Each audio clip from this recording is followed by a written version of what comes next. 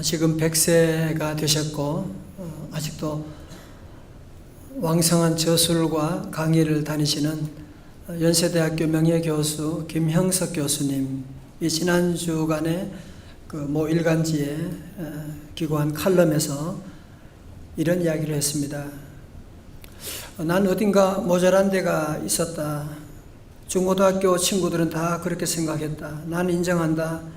지금도 나는 1, 2년 전에 한 일을 후회하는 때가 많다. 나는 언제쯤 되면 철이 들지 모르겠다고 스스로에게 타이르기도 한다. 그런데 적지 않은 사람이 내게 고마운 스승 중 한 사람이라고 말한다. 100세까지 산 것밖에 없는데 그 원인이 무엇일까? 사람은 저마다 한 가지씩 장점을 갖고 있다. 이분이 얘기하는 장점이 뭔지 잘 들어보세요. 나는 철들면서부터 예수 그리스도를 구주로 믿는 기독교 신앙을 가지고 자랐다.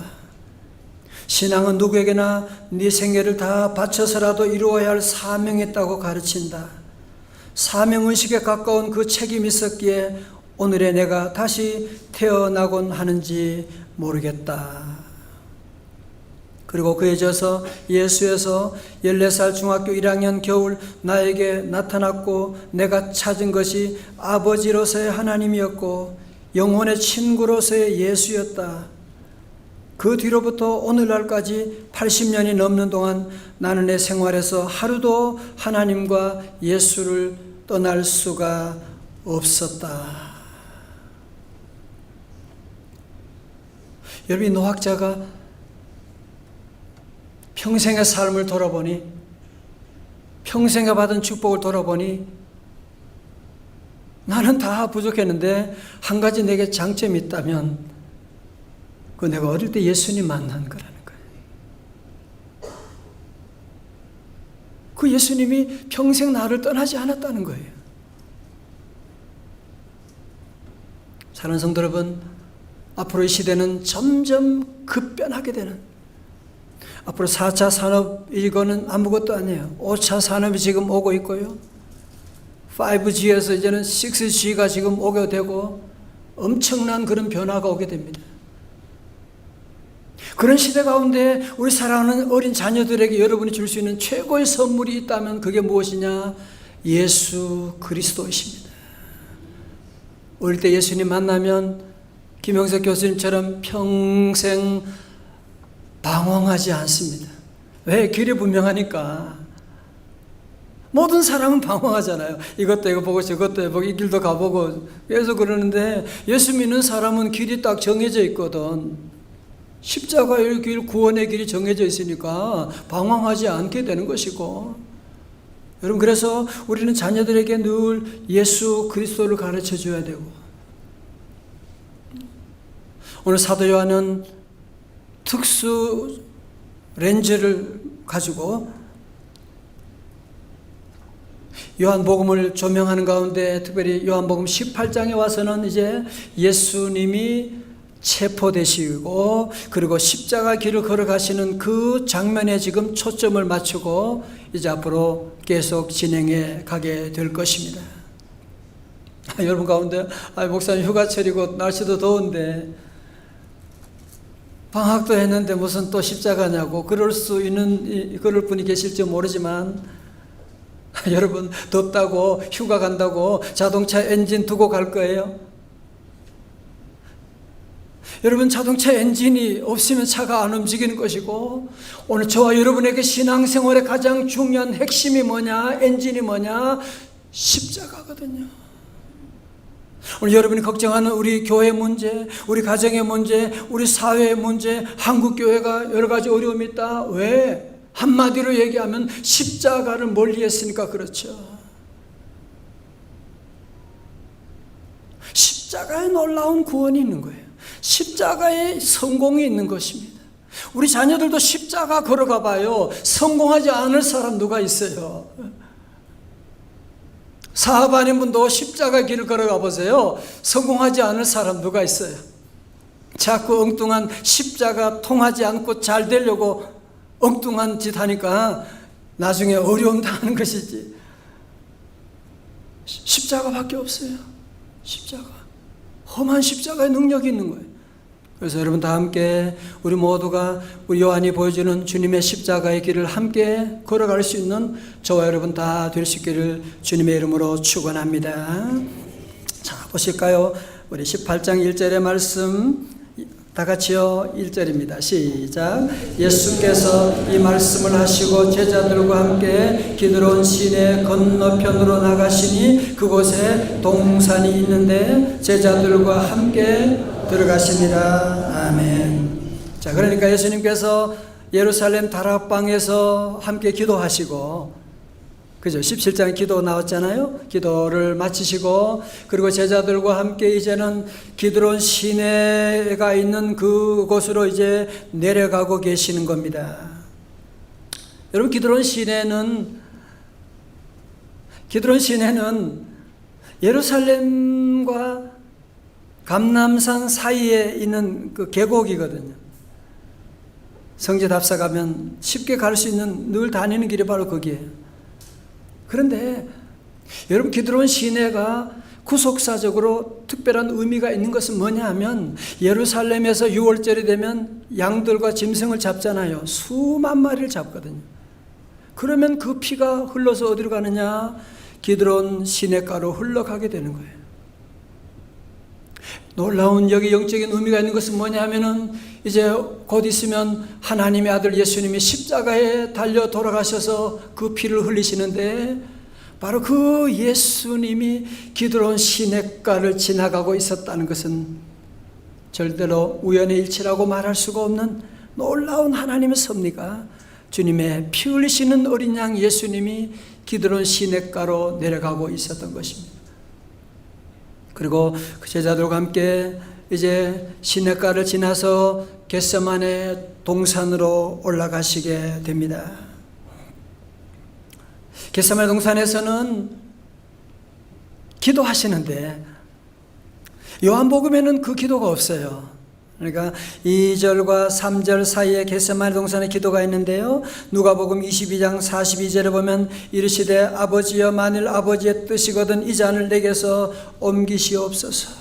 그러나 내 뜻대로 마옵시고 아버지의 원대로 되기를 원하나이다 하시니, 예수님은 인간적인 이런 고통 가운데 할 수만 있으면 이 잔을 내게 지나가게 해달라고 이런 기도를 몇 번, 무려 3번씩이나 하시고, 누가복음에는 누가를 쓴 의사니까 예수님이 기도하시는데 땀방울이 핏방울이 되도록 피가 나올 정도로 주님은 정열을 다 온 힘을 다해서 눈물로 통곡의 기도를 드리셨던 것입니다. 예수님의 그 기도로 말미암아, 그 은혜로 말미암아 오늘 저와 여러분이 구원받아 하나님의 자녀가 되고 오늘 이 예배 자리에 오게 된 줄로 믿습니다. 성도 여러분, 우리 예수님을 보면 예수님은 공생애를 시작하시면서도 40일 금식기도 하시고, 이제 모든 생계가 끝나면서 겟세마네 동산에 가서도 십자가 지기 전에 마지막에도 기도하시고 늘 기도의 본을 보여주셨거든요. 우리 성도들도 늘 기도해야 돼요. 아침에 하루 시작하면서도 주님께 기도하고, 하루를 다 마치고 문을 닫을 때도 우리는 주님께 기도하고 주의 은혜 감사합니다. 여러분이 기쁠 때도 기도하고 주의 은혜입니다. 어려울 때도 주님께 기도하고 나가고, 휴가를 떠날 때에도 반드시 기도하고 출발하는 거예요. 휴가지에 도착한 다음에도 다시 손 모으고 하나님 감사합니다. 기도하셔야 돼요. 왜 자꾸 그렇게 열심히 기도하라고 하느냐? 왜 그런지 아세요? 제가 왜 자꾸 여러분이 기도하라고 귀찮게 그런지 아세요? 그 이유는 한 가지입니다. 마귀가 있어서 그런 거예요. 마귀는 항상 여러분이 시험 들게 해서 망하게 하는 것이 작전이기 때문에, 그래서 예수님은 제자들에게 다 이르신 거예요. 누가복음 22장 46절에 이르시되 어찌하여 자느냐, 시험에 들지 않게 일어나 기도하라 하시니라. 다 같이 아멘. 자, 여러분, 요한복음 13장 앞에서 성만찬이 끝날 때에 어두운 밤에 유다가 혼자 사라지게 된 얘기 있었지요. 기억나세요? 유다는 예수님의 그 동선이 어디로 가시는지 꿰뚫고 있기 때문에 이제 예수님이 이제 예루살렘을 지나면 기드론을 지나서 겟세마네 동산으로 올 걸 주님 유다는 다 알고 있고요. 그래서 칼과 몽둥이로 무장한 로마 군인들을 대동하고 나타나서 예수님께 입을 맞추면서 랍비여 안녕하시옵니까? 자, 어떻게 인간이 이럴 수가 있습니까? 그리고 이 당시 유다가 데려왔던 이 군대는요, 헬라어로 스페이라라고 하는 단어로 600명의 중대 병력을 끌고 데리고 온 거예요. 그 많은 군대 병력을 예수님을 잡겠다고 로마 군대가 투입되게 된 것입니다. 그런데 우리 예수님은 전혀 그들을 두려워하지 않죠. 도리어 군인들에게 말씀합니다. 4절에 예수께서 그 당할 일을 다 아시고 나아가 이르시되 너희가 누구를 찾느냐. 여러분, 예수님은 다 아세요. 저들 지금 누구를 찾고 있는지, 가룟 유다가 예수님을 배반할 것도 주님은 다 아시지만 주님은 도리어 피하지 아니하시고 인류의 구원을 이루시기 위해서 주님은 당당히 받아들이게 된 것이고, 내가 누구를 찾느냐 그런 질문에 5절에 대답하되 나사렛 예수라 하거늘 이르시되 내가 그니라 하시니라. 그를 파는 유다도 그들과 함께 섰더라. 6절 다 같이요, 시작. 예수께서 그들에게 내가 그니라 하실 때에 그들이 물러가서 땅에 엎드려지는지라. 아멘. 여러분, 상식으로 생각하면 로마 군인들이 네가 나사렛 예수야? 너 따라와 하고 체포하고 나갈 수가 있는데, 예수님이 내가 그니라 라고 하는 나야, 그런 말을 듣고 저들이 너무너무 놀라가지고 도리어 그 자리에 다 엎드러지게 되는, 왜 이런 일이 났을까요? 예수님이 너무나 당당하게 내가 그니라 하고 그냥 세게 나오니까 이들이 놀래가지고 엎드려졌나요? 아니에요. 왜 그들이, 그 중무장한 로마 군인들과 대제사장들이 왜 예수님 앞에 갑자기 엎드려지게 되느냐 하면, 그것은 바로 예수님께서 내가 그니라 라고 하는 그 말씀을 듣고, 내가 그니라라고 하는 예수님 말씀 안에 있는 하나님의 영광이 그들에게 비추게 되니까 어둠에 있는 자들이 다 엎드러지고 말게 된 것이거든요. 자, 여러분 저를 보세요. 오늘 중요한 단어 하나가 뭐냐? 내가 그니라라고 하는 단어예요. 이것은 헬라어로 에고 에임이라고 하는 단어가, 다 같이 에고 에임이. 에고 그게 아니고 에고 에임이라고 하는 단어는 내가 그니라라고 하는, 영어로 I am he라고 하는 단어인데요. 이 말씀이 중요한 것은 뭐냐면, 여러분 기억하세요? 모세가 하나님 부름 받았을 때 호렙산에서 하나님 만났잖아요. 그럼 뭐라고 했어요? 하나님, 이 백성들이 네가 만난 하나님이 누구냐고 물어보면, 하나님 이름이 뭐냐고 물어보면 뭐라고 대답해야 되겠어요? 물어보니까 하나님 뭐라고 하셨어요? 나는 스스로 있는 자이니라. I am who I am. 넌 이스라엘 자손이 이같이 이르기를 스스로 있는 자 I am 이 나를 너희에게 보내셨다 하라고 말씀하는, 정리합니다. 그러니까 구약에서 말하고 있는 나는 스스로 있는 자가 뭐예요? I am who I am 이거든. 신약에서 말한 예수님은 내가 그니라 I am he라고 하는 에고 에이미가 뭐요? 바로 같은 말이라는 거예요.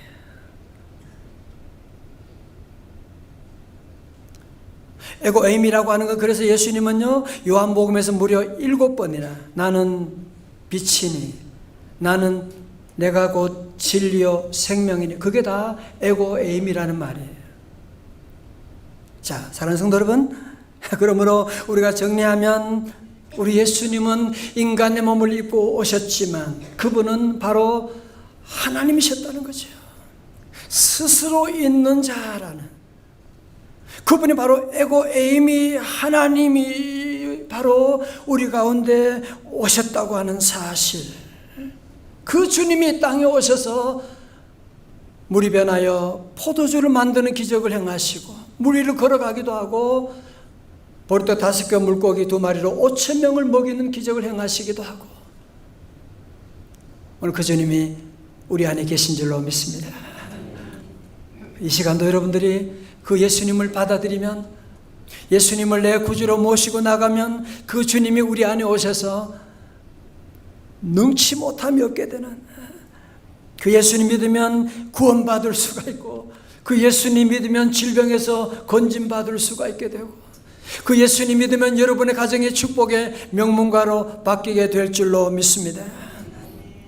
자, 여러분, 그런데요, 생각해 보세요. 예수님 만약에 그 십자가를 피하기를 원하셨다면, 내가 그니라 하라고 하는 그 한마디에 로마 군인들과 모두가 다 자빠져 버리고 말하는데, 그러면 주님이 간단하게 그 사람들 처리할 수 있지 않겠습니까? 그러나 우리 예수님은 바로 저와 여러분의 구원을 위해서, 주님은 고난의 잔을 마시기 위해서 십자가 길을 당당하게 걸어가고 계시는, 그러면서 8절 보세요. 우리 예수님은 체포되는 위기의 순간에도 당신 자신을 돌아보는 것이 아니라 제자들을 염려하고 제자들을 보호하고 있는, 그 제자들은 누구예요? 이제 얼마 있으면 예수님을 배반할 제자, 예수님 모른다고 도망갈 제자들이지만 끝까지 주님은 저들을 보호하고 계신 거예요. 8절의 말씀 우리 같이 읽어볼까요? 시작. 예수께서 대답하시되 너희에게 내가 그니라 하였으니 나를 찾거든 이 사람들이 가는 것은 용납하라 하시니 아멘. 내가 그니라 헬라어로 뭐예요? 에고에이미, I am he, 에고에이미 말씀하고 있는 거죠. 어느 집에 부부가 저녁에 식사를 하다가 아내가 심각하게 남편에게 얘기했어요. 여보, 나 이제는 당신 없이는 못 살 것 같아요. 정말 눈물을 지으면서 그렇게 얘기하는 거예요. 그러자 남편이 얘기합니다. 맞아, 정말 그래. 나도 이제는 나 없이는 못 살 것 같아요. 옛날 한국에 또 오셔서 고맙고요. 오늘 우리 시대는 정말 너무나 이기적이에요. 모두가 자기만 살겠다고, 십자가 다 내팽개치고 자기만 살겠다고. 여러분, 거기에는 구원이 없어요. 모두가 다 공멸하게 되는 거예요. 지금 나라들마다 저마다 자기 나라만 잘 살겠다고, 그러니까 곳곳마다 전쟁이 일어나게 되는 거예요. 사랑하는 성도 여러분, 오늘 모두가, 여러분은 다 가정을 책임지고 회사를 책임지고, 여러분 있는 우리 성도들 예수님의 이 리더십을 본받아서 나는 괜찮아, 항상 우리 자녀들을, 항상 우리 회사원들을, 항상 우리 모든 동료들을 늘 잘 돌보고, 예수님이 그러셨잖아요. 나는 십자가 오케이. 그러나 우리 제자들은 건드리지 말라고 주님이 끝까지 책임지고 나가는 이런 모습을 보세요. 자, 그런데요, 겟세마네 동산에서 예수님이 이제 로마 군병에 체포되는 위기를 맞이하게 되니까 베드로가 자기도 모르게 그냥 칼을 뽑아가지고, 단도를 뽑아가지고 대제사장의 종을 쳐가지고 그의 귀를 잘라버리게 되는, 성경 그 이름을 말고였다고 말하고 있어요. 말고. 아니면 말고가 아니고, 아니면 말고가 아니고, 너무 썰렁한 얘기를 해서 미안해요, 아침에. 아니면 말고 귀를 치게 되는. 그리고 예수님이 그의 귀를 붙여주시면서 베드로에게 말씀하셨지요. 오늘 요절 말씀이에요. 11절 말씀 다 같이요. 시작. 예수께서 베드로더러 이르시되 칼을 집에 꽂으라 하시지 아니하겠느냐 하시니라. 아멘. 예수님께서 칼을 집에 꽂으라, 칼 집에 꽂으라. 왜? 칼을 쓰는 자는 칼로 망할 것이라고 하시면서 칼을 칼집에 꽂으라고 말씀하시고, 아버지께서 내게 주신 이 잔을 내가 피할 수 있겠느냐? 피해서 되겠느냐라고 말씀하고 계시죠. 그래서 오늘 설교 제목을 칼을 칼집에 꽂으라고 말씀하고 있거든요. 자, 먼저 여러분 보세요. 아니, 여러분, 베드로는 예수님을 따라다닌 지 벌써 3년 됐거든요. 제자 훈련도 받았고요. 그럼에도 불구하고 왜 이렇게 좌충우돌하고 있는 것일까요? 그 이유는 기도해야 할 때 기도하지 않았기 때문에 그런 것이에요. 예수님이 기도하라고 그렇게 부탁했는데, 시험에 들지 않게 기도하라고 하셨는데 베드로가 기도하지 않았기 때문에 이런 좌충우돌하는 감정에 따라 사고를 쳐버리고 말게 되는 것이거든요. 여러분, 기도하지 않으면 후유증이 엄청납니다. 기도할 때 기도해야 되지. 기도하지 않고 감정적으로 여러분이 반응하게 되면 그 후에는 걷잡을 수 없는 그런 후유증이 올 수가 있어요. 그리고 여기서 베드로의 결정적인 실수가 무엇이냐면, 예수님이 십자가에 대해서 그렇게도 말씀하셨는데 베드로는 십자가에 대한 이해가 전혀 없이 우리 예수님 십자가 지시면 안 됩니다, 그런 얘기잖아요. 여러분, 가룟 유다도 예수님의 그 십자가를 피하려고 하다가 모든 저주를 받게 된 것이거든요. 사랑하는 성도 여러분, 십자가 피하면 십자가만 피하는 것이 아니라 모든 축복도 피해가는 것을 알아야만 합니다. 우리 성도들은 늘 십자가를 늘 사랑하고 십자가의 길을 걸어가고, 왜? 거기에 구원이 있거든요. 거기에 행복이 있거든요. 사업하시는 분도 늘 십자가의 길을 걸어가야 돼요. 오늘 잘 되고 돈 얼마 들어오고 그런 거 생각하면요, 장차 받을 영광에 들어갈 수가 없어요. 늘 십자가 지고. 우리 학생들도 오늘 많지요. 학생들도 그래야 돼요. 여러분, 미래 걱정하지 말아요. 십자가 길을 걸어가고 기도하고 묵묵히 공부하고 나가면 길은요 열리고 말죠. 기회가 얼마나 많이 올지 모릅니다. 십자가 안 지고 잘 되고 성공하는 길을 찾으려고 하니까 그런 일은 절대로 없는 것이거든요. 자, 그러면 예수님이 걸어가신 그 십자가 길은 무엇이냐? 십자가의 길은 베드로처럼 칼을 사용하는 것이 아니라 칼을 내려놓는 것입니다. 십자가의 길은 힘을 사용하는 것이 아니라 힘을 내려놓는 것입니다.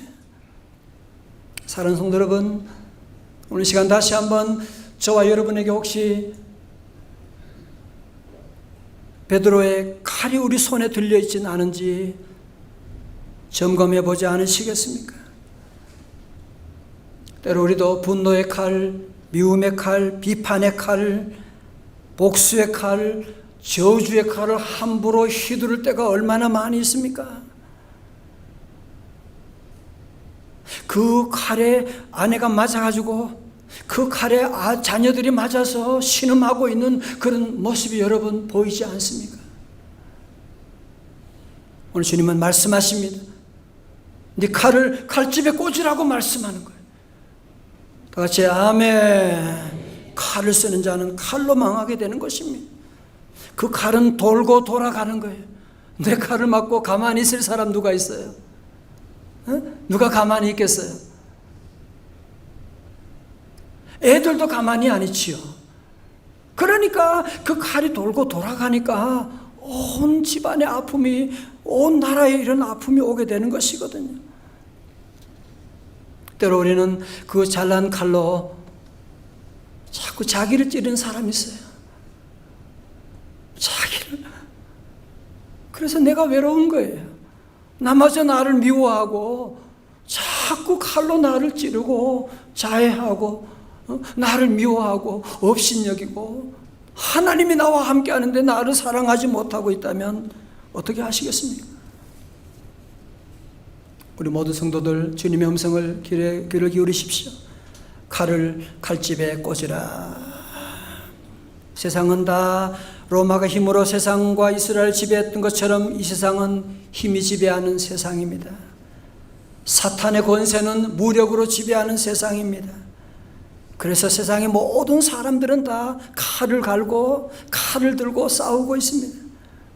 그러나 예수님은 칼을 버리고 성령의 칼인 말씀에 순종하셨고, 우리 예수님은 칼을 버리시고 기도에 손을 드시고 기도하고 나가셨고, 그러므로 우리 사랑하는 성도 여러분, 여러분 모두가 다시 한번, 마귀 사탄은 항상 우리에게 너는 자존심도 없냐, 너는 칼도 없냐, 왜 가만히 있냐 그럴지 모르지만, 오늘 저와 여러분은 칼을 내려놓고 우리 주님이 가신 그 십자가 길을 여러분도 묵묵히 따라가고 주님 무시하고 나가면 십자가 다음에는 부활이 있는 것이고, 고난이 지나면 놀라운 영광의 그날이 반드시 오게 될 줄로 믿습니다.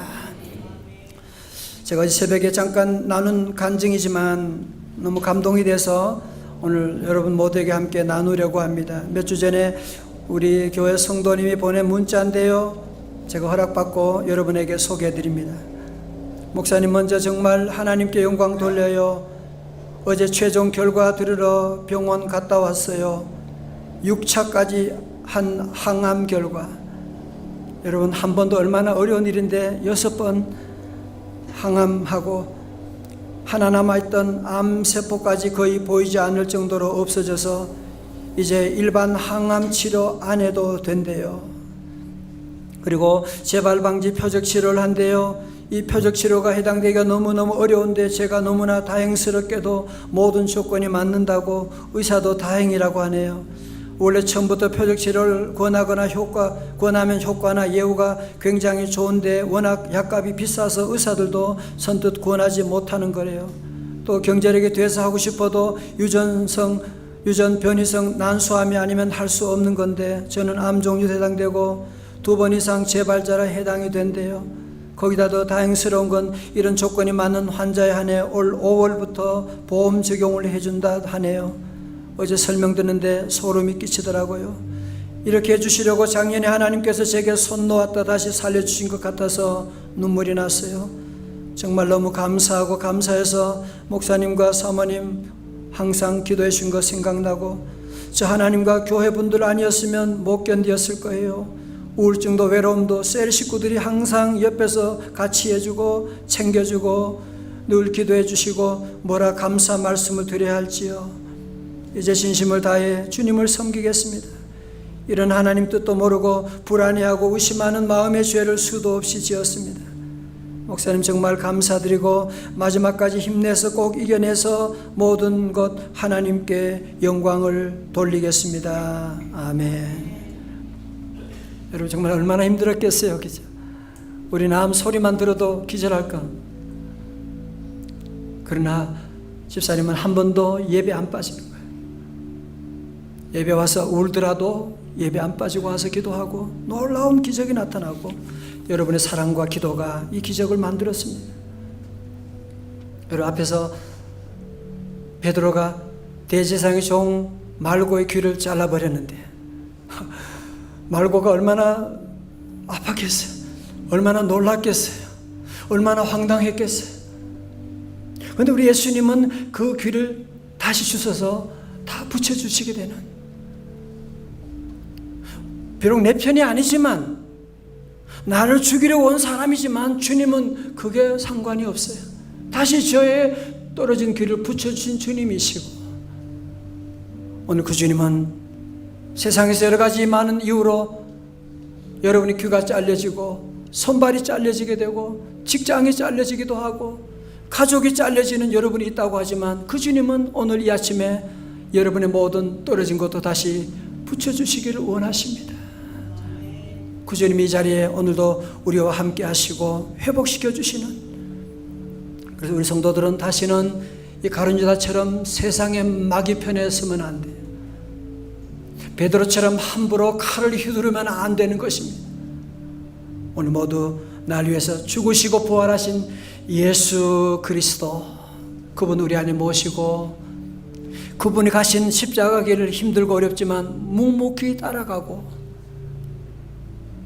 그러면 우리 주님은 여러분 모두 부활에 놀라운 영광으로 인도하시고 떨어졌던 곳 다시 붙여주시는 역사, 이 말줄로 믿습니다. 오늘 아침 하나님 주신 귀한 찬송이 하나 있어요. 얼마나 좋은 찬송인데 찬송 함께 하기를 원합니다. 다 일어나셔서 찬송합니다. 그 이름 비길 데가 어디 있나? 잴 수도 없고 셀 수도 없는 귀하신 이름, 놀라우신 이름, 참되신 이름 주 예수 그리스도. 함께 찬양합니다.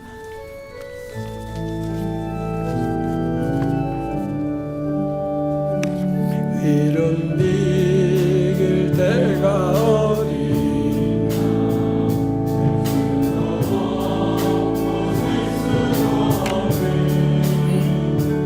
하신 이름 놀라우신 이름 참되신 이름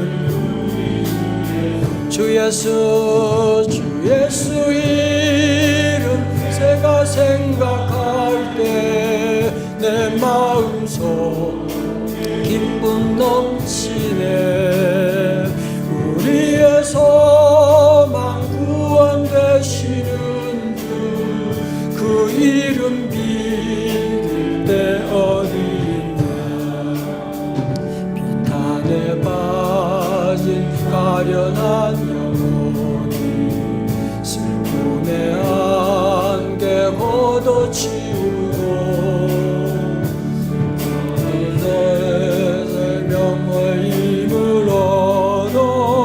쓰라린 상처 아무런도 할렐루야. 주 이름 내가 생각할 때 내 마음속에 기쁨 넘치네. 우리의 소망 구원 되시는 주 그 이름 비길 때 어디 있나. 이 세상 모든 것이 없어져도 그 이름 오늘 더욱 빛나리. 내일도 영원토록 증거하며 찬란한 빛을 더욱 발리. 주 예수 이름 제가 생각할 때 내 마음속에 기쁨 넘치네. 우리의 소망 구원 되시는 주 그 이름 비길 때 어디 있나. 하나님 아버지, 십자가 노래만 하고 십자가를 피하려고 꾀를 부렸습니다. 용서하여 주시고 묵묵히 십자가 길을 잘 걸어갈 수 있도록 힘을 주옵소서. 하나님, 우리에게는 베드로의 칼이 들려져 있습니다. 하나님, 이 칼을 다 내려놓고 이제는 기도의 손을 높이 들고 사랑의 손을 들고 새롭게 하나님 교회와 가정과 민족을 섬기며 출발해 나아갈 수 있도록 새롭게 빚어 주옵소서. 예수님 이름으로 기도드리옵나이다. 아멘.